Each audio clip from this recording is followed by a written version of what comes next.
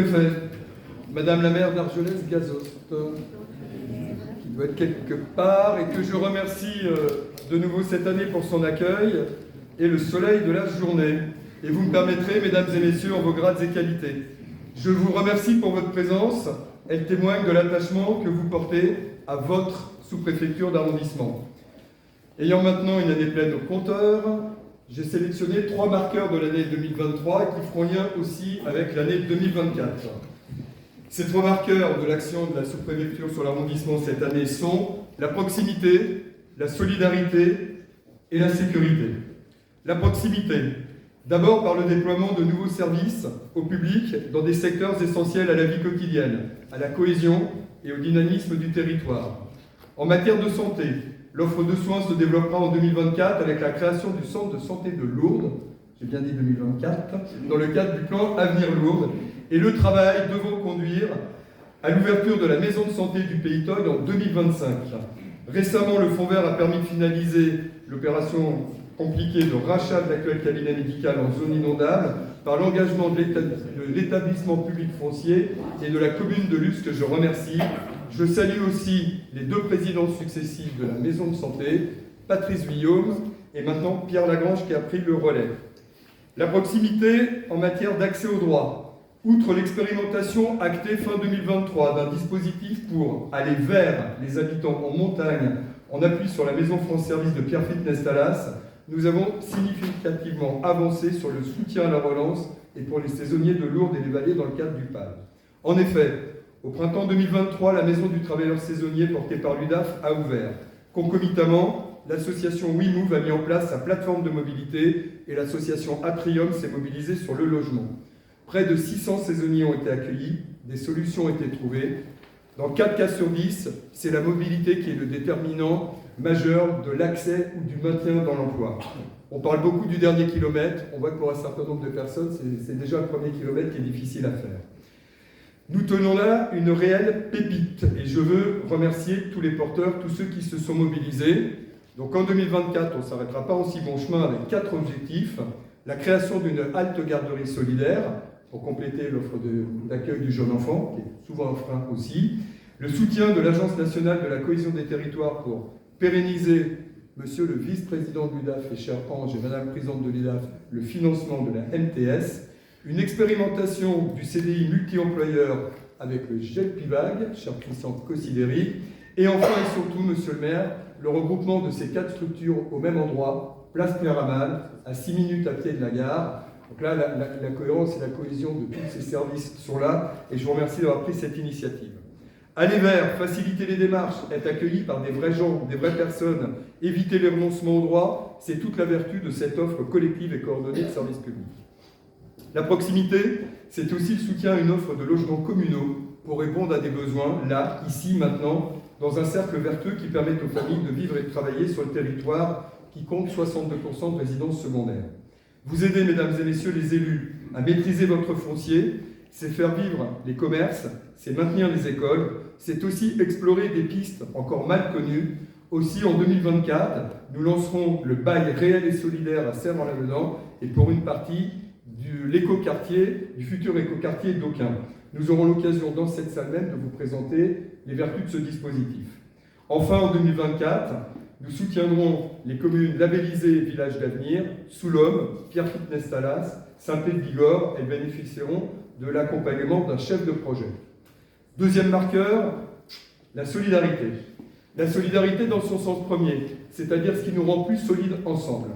Des solidarités territoriales d'abord, grâce aux différents effets de levier que représentent nos subventions. Alors désolé quand même quelques chiffres. La DETR pour 1,8 million pour 67 dossiers. La DSIL, j'arrondis, 500 000 € pour 6 dossiers consacrés exclusivement au maintien de l'accès à l'eau potable. Que cela fasse réfléchir pour 2026.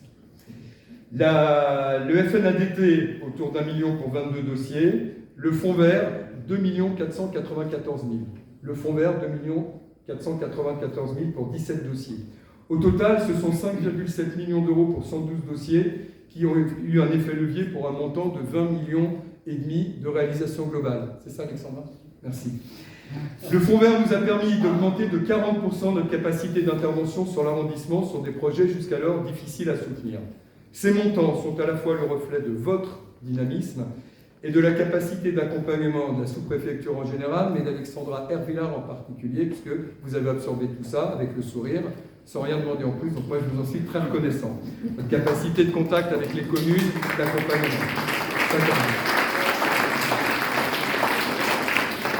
Je décompte le temps d'applaudissement.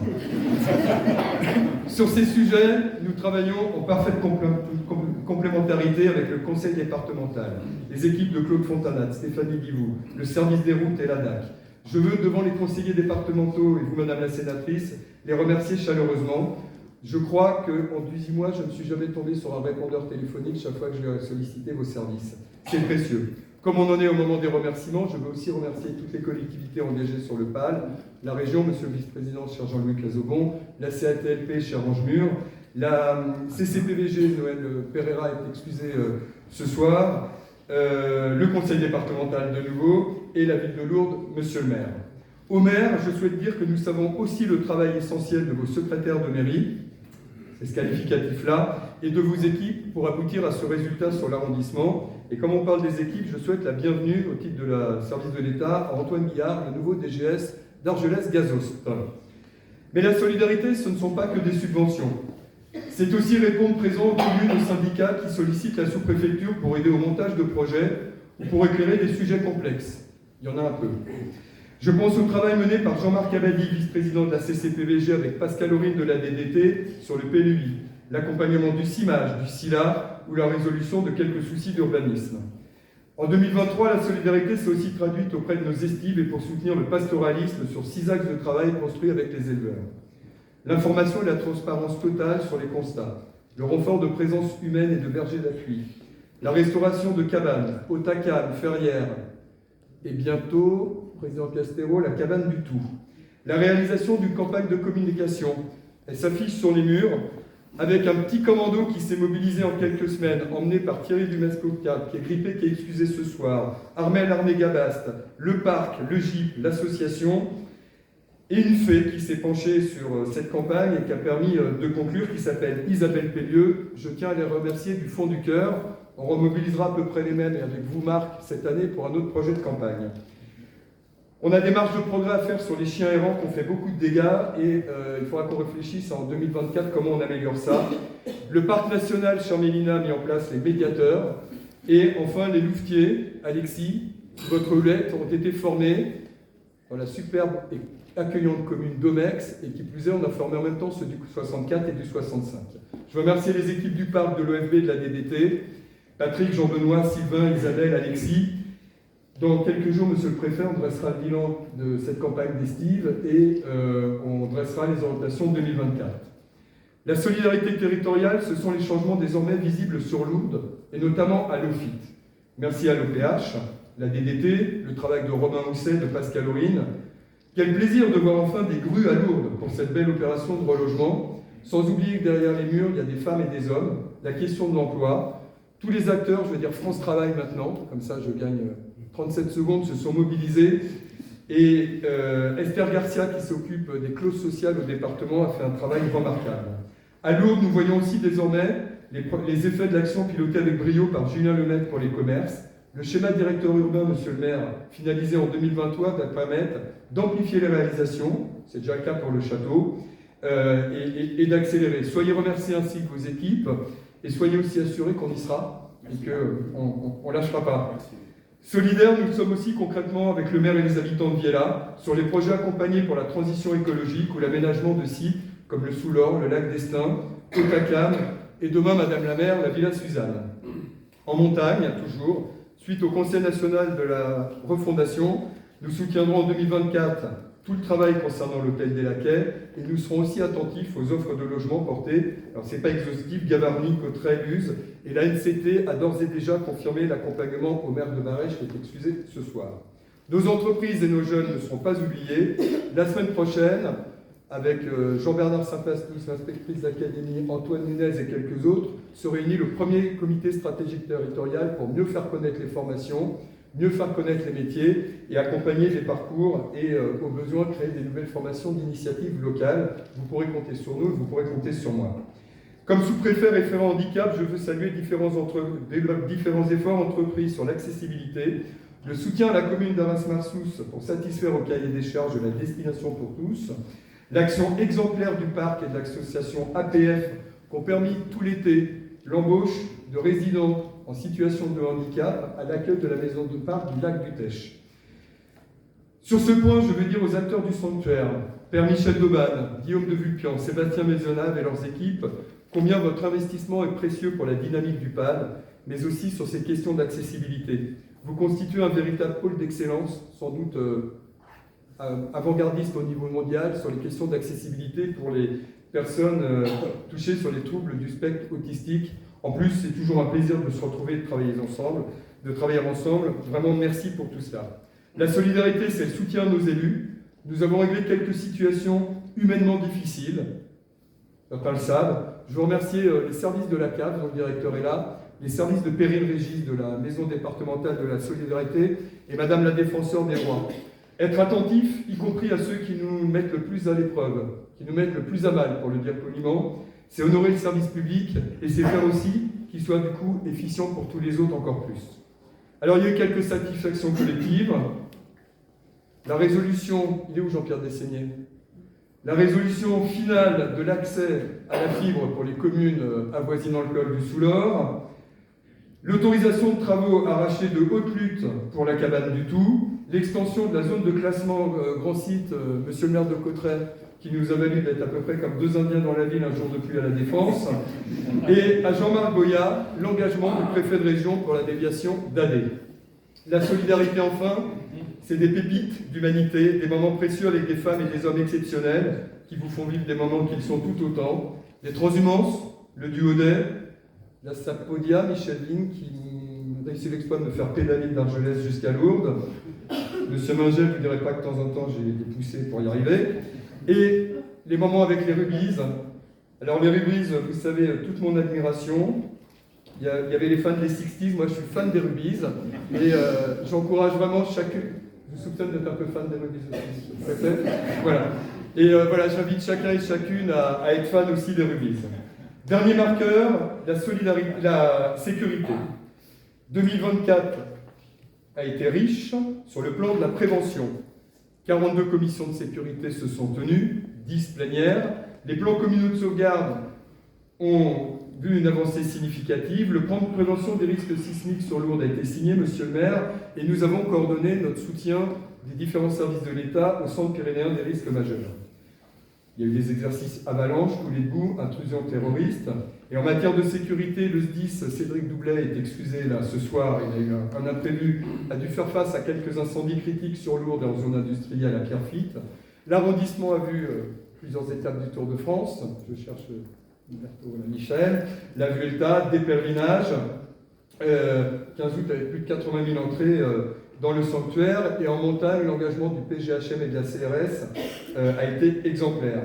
Je garde aussi en mémoire, Colonel du Chauzat de la Réserve, l'organisation inédite d'une battue le 18 mars sur un périmètre très étendu. Je vous en suis reconnaissant, j'étais plus à l'aise le 18 mars à 14h qu'à 8h du matin. Et nous avons inauguré récemment la caserne de gendarmerie de Cauterets. Donc en 2024, on ne s'arrête pas aussi bon chemin, avec l'inauguration d'un nouveau centre d'incendie et de secours à Lourdes dans le Val, une nouvelle brigade de gendarmerie à Pierrefitte-Estalas, et le ministre de l'Intérieur et de l'Outre-mer a confirmé entre Noël et le jour de l'an le projet d'extension et de réhabilitation de la caserne d'Argelès-Gazost. C'est pas la Pyrénées quand même, Michel, au niveau de la gendarmerie. À Lourdes, vous disposez maintenant, monsieur le maire, de tous les outils pour faire lutte aux marchands de sommeil et contre l'habitat indigne.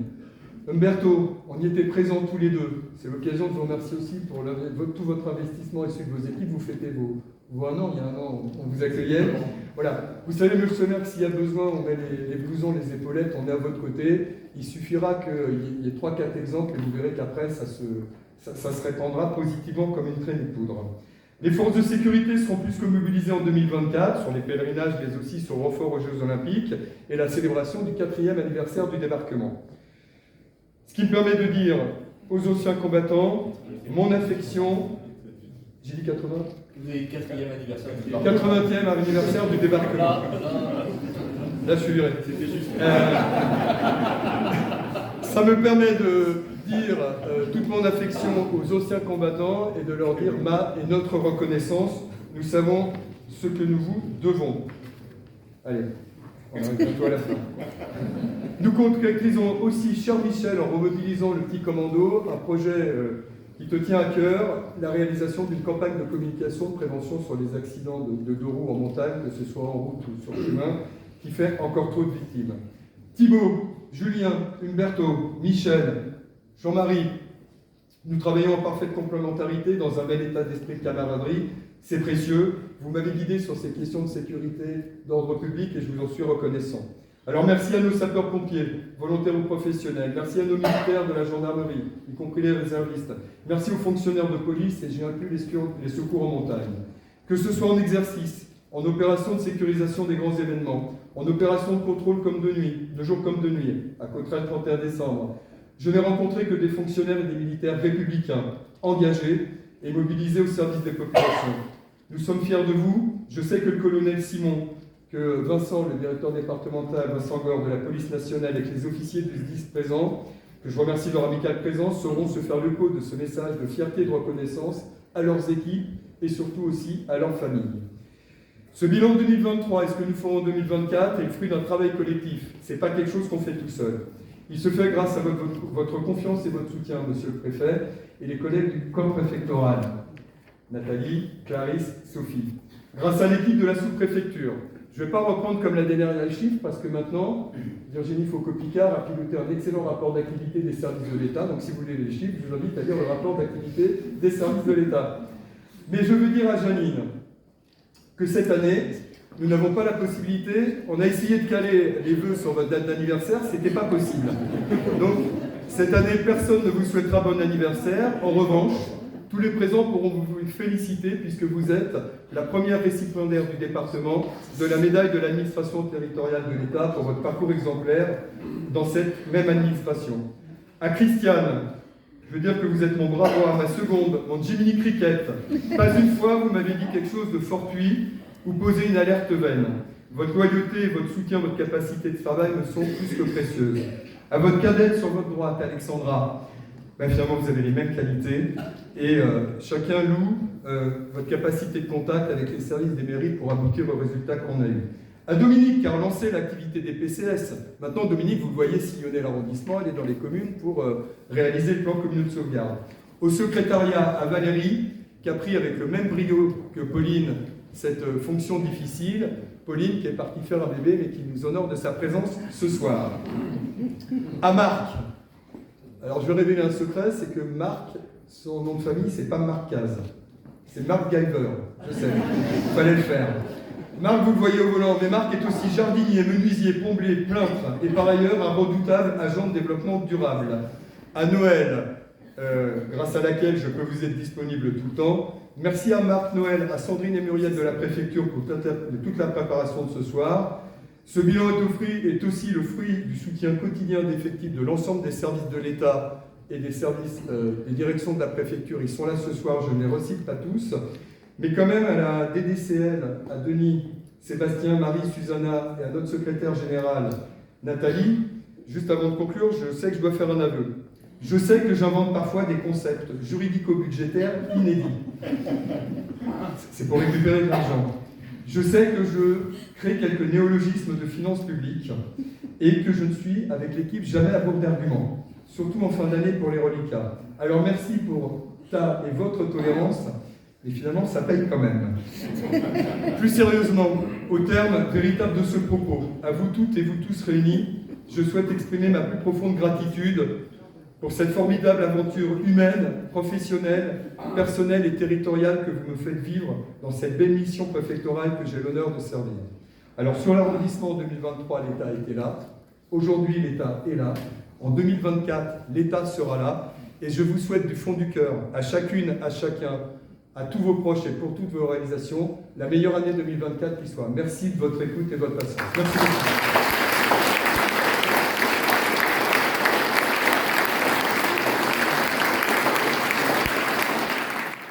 Voilà. Tu as m'esprit. Voilà, on va faire comme ça. Bon, je crois que le sous-préfet a été très complet. J'ai essayé de me l'imaginer pendant que je l'écoutais dans son bureau à la sous-préfecture en train de lire son discours, chronomètre en main pour essayer de me convaincre que ça n'allait durer que 15 minutes. Voilà. Mais ça montre aussi son souci du détail, de la qualité, de son engagement. Je pense qu'au bout de... ça fait pas 2 ans dans l'arrondissement, mais c'est sa 2e cérémonie de vœux. Il est un peu comme un élève en classe de terminale, il connaît toutes les combines du lycée, il sait par où rentrer, il connaît tous les profs, les CPE, il sait où déposer le bulletin d'absence ou de retard. Et je crois que c'est le signe de... Moi je voulais qu'on ait l'équipe de l'État, qui soit une, avec chacun ses caractéristiques, les forces de sécurité, les directions départementales interministérielles, les échelons déconcentrés des directions régionales. Et je crois qu'avec mes sous-préfets, on a réussi à faire un peu plus que ça, et j'en suis très fier. C'est à réussir à montrer que l'État, il est là au service des collectivités, chacun dans son rôle, avec beaucoup de franchise. Quand on a un truc à dire, on vous le dit. Quand vous avez un truc à dire, vous nous le dites aussi. Et c'est comme ça qu'on fait avancer nos projets avec un seul objectif, l'intérêt général et le bien commun au service des habitants de ce territoire. C'est précieux, parce que c'est comme ça qu'on fait avancer nos territoires, je dis bien nos territoires et non pas nos sous-territoires, comme je l'ai pu entendre une fois par un intervenant dans un autre Cénacle. C'est vraiment pour moi essentiel et je veux remercier Fabien. Alors ce qui se passe, c'est qu'en plus de tout ce qu'il fait sur cet arrondissement, qui rayonne pour la préfecture, il m'aide aussi dans ma vie familiale, puisqu'hier ma fille devait en cartographie travailler sur les conflits d'usage sur le plateau du Larzac. Donc je l'ai encouragé à vanter les campagnes sur le conflit d'usage en Hautes-Pyrénées, modèle unique en France. Son prof ira vérifier que c'est vrai, grâce à la campagne qu'il a mise en place sur les estives. Ça montre bien que quand l'État se mobilise, on arrive à partir d'un problème et à essayer de trouver des solutions. Elles ne sont pas parfaites, mais elles existent et c'est comme ça qu'on avance. On continuera comme ça en 2024, en 2025, en 2026. Nous, d'autres, c'est un peu la marque de fabrique de l'État. Merci à tous.